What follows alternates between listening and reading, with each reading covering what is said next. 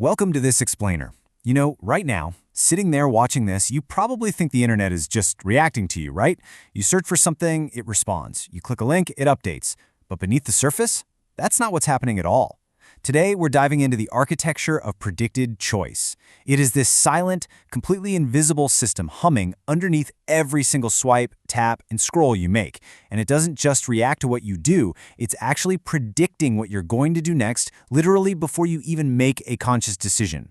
We all like to think of our digital lives as this series of active choices, but honestly, the reality is far more calculated.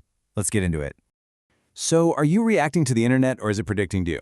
Look, every major platform out there, YouTube, TikTok, even just a basic search engine, runs on these incredibly advanced prediction models. And they aren't just tracking the obvious stuff anymore. Sure, they know what you like or what you share, but they track the friction. They're measuring that tiny fraction of a second your thumb hovers over a thumbnail before you decide to scroll past it. They track what you almost click, what you ignore day after day, and exactly what time of night you finally cave and open the app. Over time, they don't even need you to explicitly choose anything. By just watching these microscopic patterns, the platforms calculate the exact probability of your very next action. And the precision? It is frankly staggering. This brings us to a massive evolutionary leap in how the web works, the behavior simulator. Back in the early days, prediction was pretty basic. Like, oh, you like this action movie, you might like this other action movie. Just simple correlation. But modern systems do not work like those old recommendation lists anymore. They've evolved into incredibly sophisticated behavior simulators. They aren't asking, what does this user want to see? Instead, they ask a way more powerful question. What will this user do if we show them this specific piece of content next? It's kind of like a chess computer playing a billion simultaneous games, calculating a million moves ahead, all just to get you to watch one more ad. They steer what you do through continuous micro-adjustments. Maybe they show you a slightly different thumbnail, or they dynamically rearrange the video order, or maybe they calculate a tiny fraction of a second delay in loading the next post just to keep you hooked. Now, here is the wild reality that most of us completely miss when we open an app. You are not seeing raw content. You aren't just exploring some open directory of the internet. You are walking down a highly filtered, meticulously paved path through millions of possible feeds. The system selects one precise sequence optimized for one single metric: momentum, keeping the loop alive.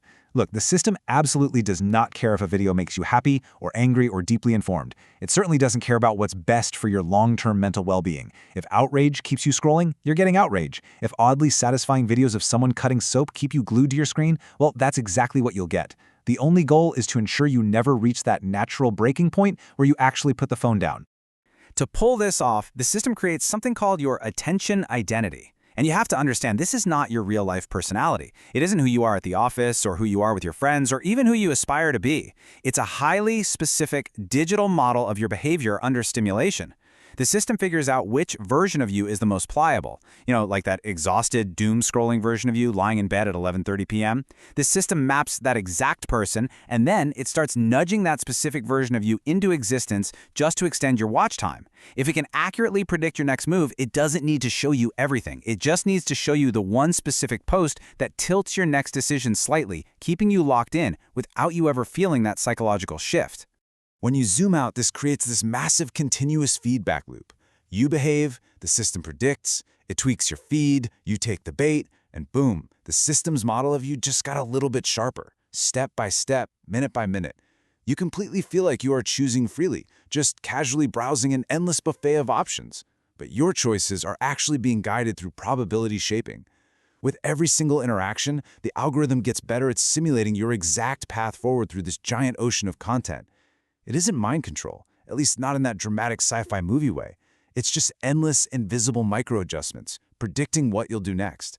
And because it happens so slowly and naturally, your illusion of complete free will, it stays entirely intact. Okay, let's pull back from our phones for a second and look at the physical world, because this dynamic doesn't just live in our pockets. When we hear AI take over, we instantly picture the dramatic Hollywood version, right? A sudden, cinematic loss of human control, killer robots with glowing red eyes marching down the street. But the real AI takeover is just quiet optimization. On the surface, it looks like absolutely nothing is changing, while the foundation of everything is just slowly being optimized away. We aren't being overthrown by some supervillain machine, we are just being quietly phased out. Why? Because we're too slow. We aren't overthrown, we're just replaced by the sheer force of our own inefficiency. Think about the invisible arteries that keep our world pumping. Traffic routing, global shipping logistics.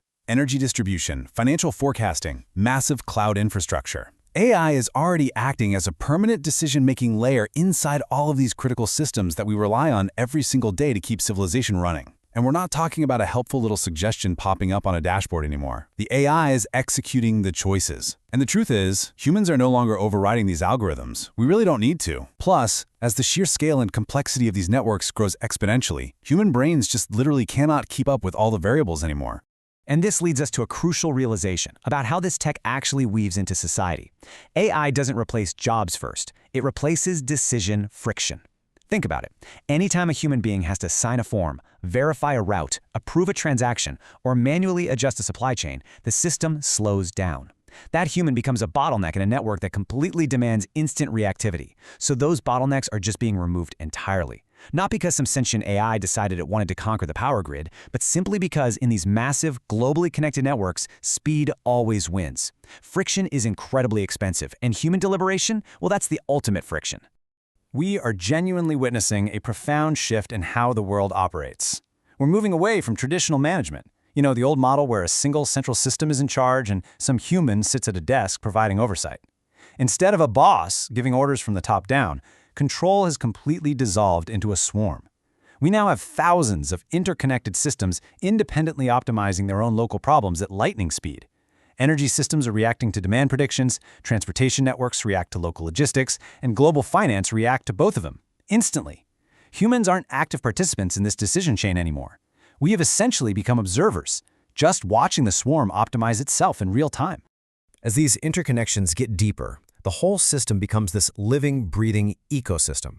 And since there's no single central controller, this massive web of interconnected optimization actually creates extreme stability. There's no single point of failure anymore. If one node drops, the swarm just instantly routes right around it. But this also means it becomes completely impossible for a single human mind, or honestly even a whole team of human minds, to fully understand the whole picture. It is a self-adjusting world of dynamic pricing, predictive energy grids, and automatic supply chains that operates entirely beyond our cognitive limits.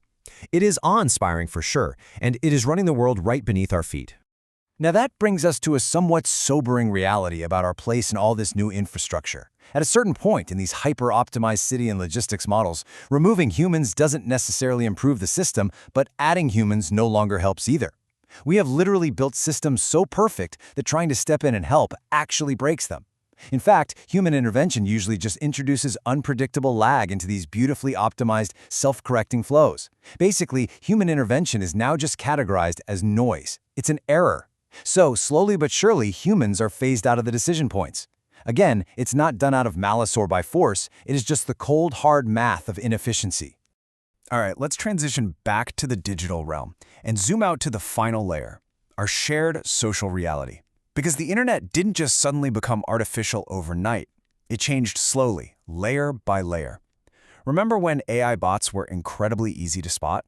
They were flat, spammy, super repetitive, and obviously fake. But modern AI didn't just learn a better vocabulary. It learned our typos, it learned our sarcasm, our awkward timing, and even exactly how we argue with each other online. By perfectly mimicking our flaws, it completely stripped away our ability to spot what's artificial. It removed the main signal we use to spot what's real, leaving us to interact in a space that feels entirely human, even when it is entirely synthetic. And here is the critical vulnerability of the modern internet. Platforms verify engagement, not identity. The underlying architecture of the web only cares about likes, replies, watch time, and forward momentum. If a piece of content generates those metrics, the system treats it as completely valid, real input and amplifies it. Frankly, it genuinely no longer matters to the underlying algorithm if the input came from a living, breathing person or a massive server farm running an automated AI script. The machine is essentially blind to humanity. It only sees data points and reaction speeds.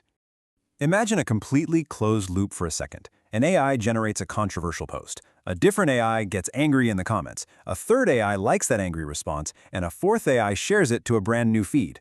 What we get is a self-sustaining structure that behaves exactly like a vibrant, bustling social space, but entirely without requiring a single actual human to participate.